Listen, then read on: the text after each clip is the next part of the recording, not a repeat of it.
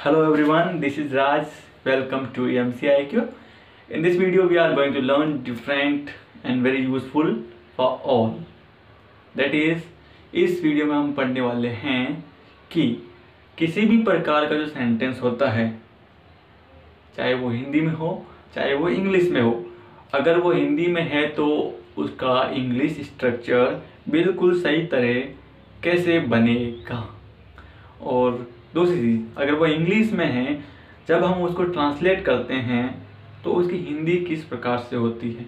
तो मेन चीज़ ये है कि इस वीडियो में हम सीखने वाले हैं कि जो भी सेंटेंस स्ट्रक्चर होता है, चाहे इंग्लिश में हो चाहे हिंदी में हो, आपस में किस प्रकार से डिफरेंट है।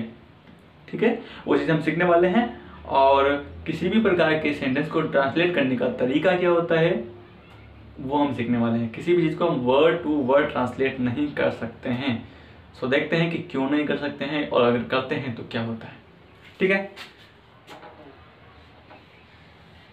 ठीक है, ये हमारा फॉर्मेट हम तैयार करते हैं। पहले देखिए, एक सेंटेंस लिख देता हूं मैं हिंदी में। मैं आपको अंग्रेजी पढ़ाता हूँ। ओके, अब पहला कंफ्यूजन आपका क्लियर होने वाला है कि हमें वर्ड टू वर्ड ट्रांसलेट क्यों नहीं करना चाहिए, और करते हैं तो क्या होता है। तो ये देखिए कि आई को हम बोलते हैं, सॉरी, मैं को हम बोलते हैं आई, आपको हम बोलते हैं यू, और अंग्रेजी को बोलते हैं इंग्लिश, और पढ़ाने को बोलते हैं टीच। ठीक है, वो को हम अभी देख ही रहे हैं। ठीक है, अब जैसे डू डज को हम पढ़ाता हूँ, पढ़ाता है, तो वो डू डज हम यहाँ लगा देंगे। लेकिन फिलहाल ये देखिए, मैं का आई हो गया, आपको यू हो गया, अंग्रेजी को इंग्लिश में इंग्लिश लिख दिया, और पढ़ाने को टीच बोल दिया। सेंटेंस पढ़िए, आई यू इंग्लिश टीच। मैं आपको बोल रहा हूँ कि मैं आपको इंग्लिश पढ़ाता हूँ, और मैं आपको बोल रहा हूँ आई यू इंग्लिश टीच।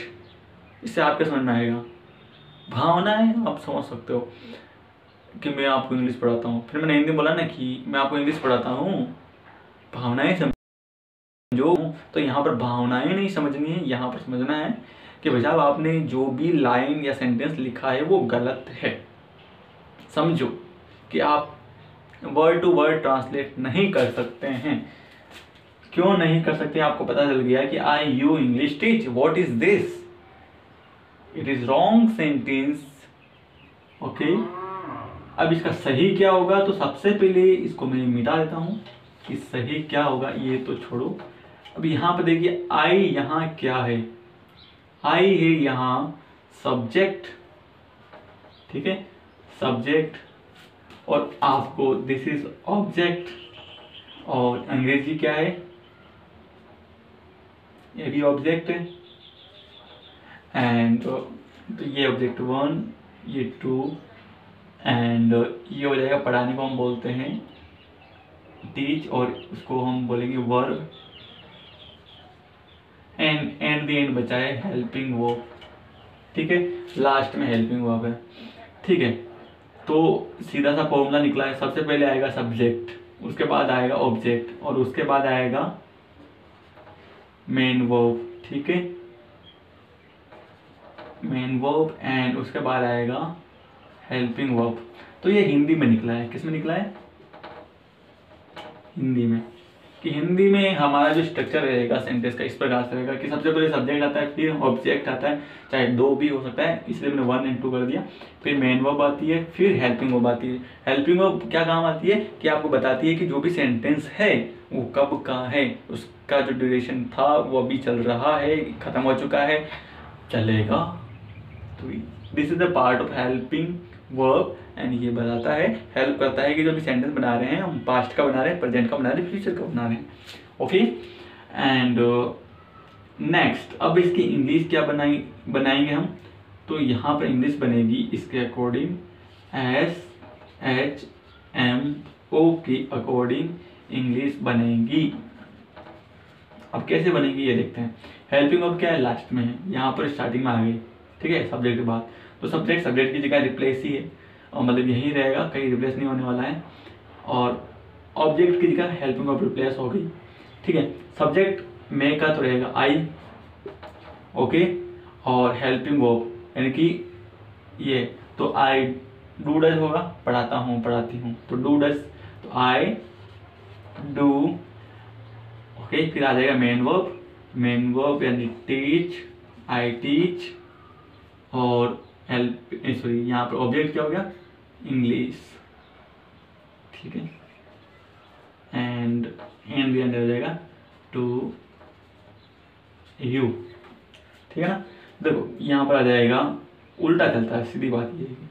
अब ऐसा उठो, आई डू टीच ना इंग्लिश टू यू, ऐसा I do teach English to you, और इंग्लिश में ऐसा उल्टा होता है, I do teach English to you, और हिंदी में ऐसा, हिंदी में अभी इंग्लिश के अकॉर्डिंग हिंदी उल्टी होगी, मैं तुम्हें इंग्लिश पढ़ाता हूँ, मैं तुम्हें इंग्लिश पढ़ाता हूँ, और हिंदी में उल्टा, I do teach English to you. तो आया समझ में। ये एक तरीका है कि हम सेंटेंस को मैन्युफैक्चर अकॉर्डिंग टू इंग्लिश कर सकते हैं, ना कि वर्ड टू वर्ड ट्रांसलेट करने से कबाड़ा हो जाता है। What is the result of word to word translate is कबाड़ा, नथिंग इज देयर, ओके। तो मैं इसको मिटा देता हूँ। तो पहली चीज फॉलो करें कि आप जो सेंटेंस लिख रहे हैं, चाहे इंग्लिश में हो चाहे हिंदी में हो, वो इस चीज को फॉलो करता है या नहीं करता है। तो ये हो गया हिंदी का अकॉर्डिंग, और ये हो जाएगा हमारा इंग्लिश के अकॉर्डिंग, ठीक है। कोई भी सेंटेंस हो इसी प्रकार से होगा। अब बाकी बहुत सारी चीजें हैं, जैसे मैं पूरी लिख देता हूँ।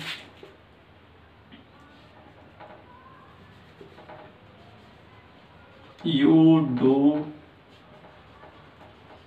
teach English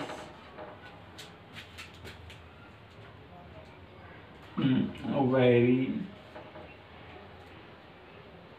यहाँ आ जाएगा इफेक्टिवली,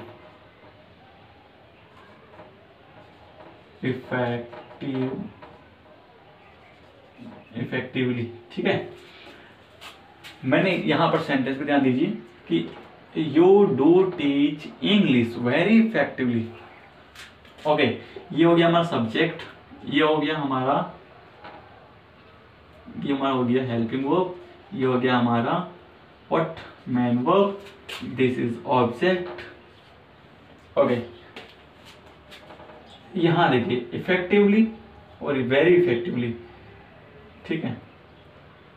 तो इफेक्टिवली जो किस तरह से पढ़ाते हो, इफेक्टिव तरीके से पढ़ाते हो। तो ये हो गई हमारी एडवर्ब। एडवर्ब क्या होता है, उस पर ज़्यादा गौर नहीं करना है। और जो अब इफेक्टिवली पढ़ाता है लेकिन बहुत इफेक्टिवली पढ़ाता है, ये इसकी विशेषता बढ़ा रहा है। तो ये हो जाएगा हमारा डिग्री है ना, डिग्री ऑफ एडवर्ब, ठीक है, ठीक है। You do teach English very effectively. और अगला सेंटेंस मैं बताता हूं, you are very good student, okay. You are very good student. तो ये हो गया हमारा सब्जेक्ट, ये हो गया हेल्पिंग वर्ब, ये हो गया व्हाट। यहाँ पर मेन वर्ब नहीं है, कोई दिक्कत नहीं है। तो जब मेन वर्ब नहीं होती है तो इसको हम बोलते हैं हेल्पिंग वर्ब को स्टेटिव वर्ब। ये दूसरी चीजें हैं, अब इस पर ध्यान नहीं देना। तो आपको सब्जेक्ट, हेल्पिंग वर्ब, ये हो गया हमारा स्टूडेंट, हो जाएगा ऑब्जेक्ट, ठीक है। और गुड, ये हमारी विशेषता हो गई एडजेक्टिव, और ये हो गया एडवर्ब ऑफ डिग्री। मतलब आप गुड हो लेकिन बहुत अच्छे हो, अच्छे तो हो लेकिन बहुत अच्छे हो, तो ये आपकी विशेषता को और बढ़ा रहा है, तो ये हो जाएगी हमारी एडवर्ब। तो विशेषता को ऊपर ले जाने के लिए एडवर्ब का यूज आता है, और जो व्यक्ति के बारे में विशेषता बताता हो उसको एडजेक्टिव बोलते हैं। व्यक्ति यानी कि संज्ञा व सर्वनाम। तो ये तो हो गया एडजेक्टिव। तो अब यहाँ पर देखो, you are very good student, और यहाँ पर you do teach English very effectively. अब इसकी हिंदी बनाओ। अब ऐसे तो नहीं बनाएंगे ना, तुम डू यानी करना भी होता है, यू तुम करते हो, पढ़ाते हो इंग्लिश बहुत इफेक्टिवली। ऐसे कोई बोलेगा आपको कि तुम पढ़ाते हो इंग्लिश बहुत अच्छी, ऐसा कोई बोलता है? हम ये बोलेंगे ना, तुम बहुत अच्छी तरह से इंग्लिश पढ़ाते हो। तो देखो यू, अब इफेक्टिवली मतलब इफेक्टिव तरीके से, बहुत इफेक्टिव तरीके से इंग्लिश पढ़ाते हो, ये वाला होगा ना, तुम अच्छी तरह से इंग्लिश पढ़ाते हो। तुम पढ़ाते हो इंग्लिश बहुत अच्छी तरह से, ओहो कच्चा, बहुत गलत है वो सेंटेंस।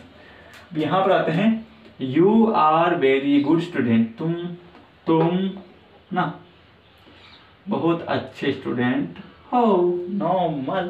तुम, अब इसका हिंदी देखो, तुम बहुत अच्छे स्टूडेंट हो। यहाँ पर देखो, you are very good student, इसका मतलब इसको वर्ड टू वर्ड ट्रांसलेट नहीं करना है।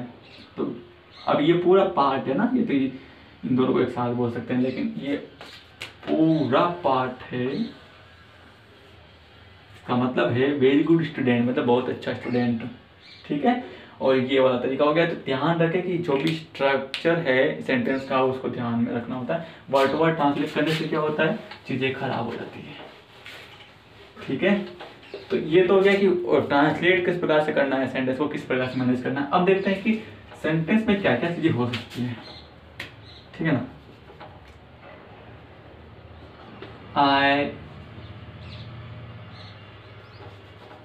I do love my country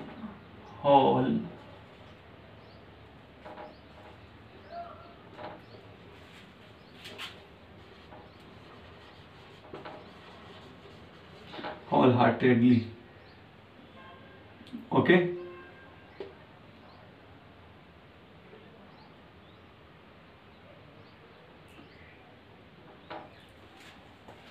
I do love my country wholeheartedly। wholeheartedly का मतलब होता है दिल से।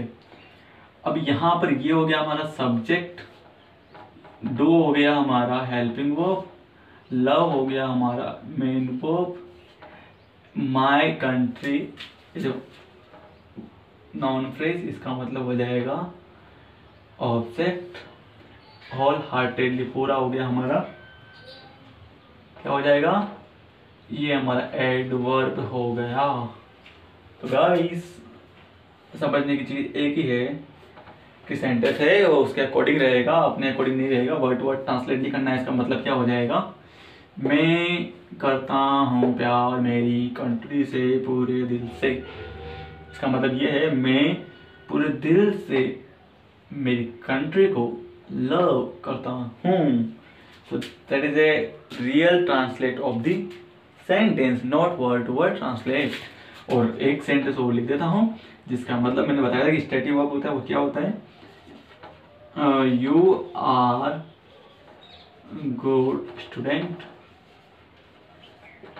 And you are learning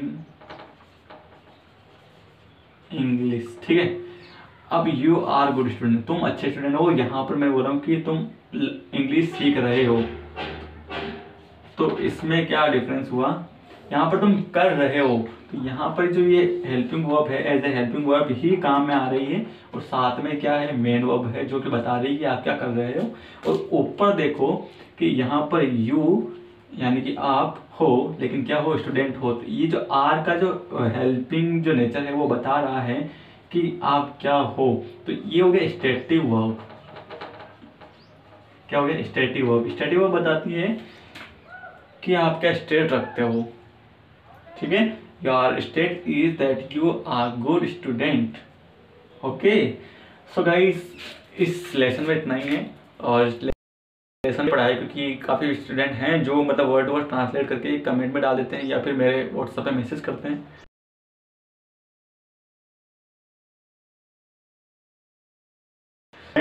who are not aware about it. So this is only a reason to make this video for this structure.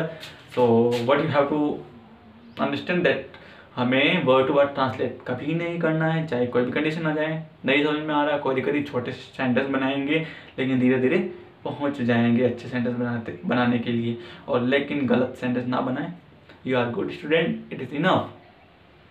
You are very intelligent student, that you good do your work effectively in your school. Go to this is not good. You go to school, you learn English, you do well in exam, you do get good marks. So say short and sweet sentences are there but very effective. It is not wrong. So till then, bye bye, thanks so much, मिलते हैं next video में।